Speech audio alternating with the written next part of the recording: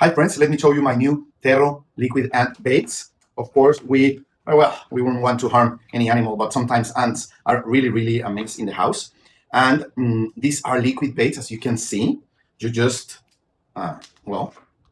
you get 6 in every box, okay? And the easy instructions are, you just get the tip off and put them where the ants are present. So let's do it once.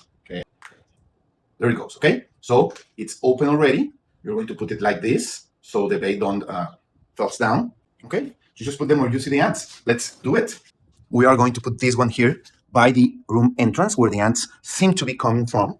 And we are going to test them every few days to be able to understand if we put them in the right place or not. And I'm going to put some of them outside, as unfortunately there are some ants also in some parts of the patio. Okay, so let me show you. I have the baits already installed in the places where we see a lot of ants. Here in the trash closet, here in this window, we're going to put one because I think it's where the ants get into the house. And I put some here. In these columns, there are a lot of ants, as you can see already. There they are. Okay, this is like a highway of ants. So, well, sorry for the ants, but they are really a mess in the house. So I hope these liquid ant baits will do the job. I will report in a few days. Thank you.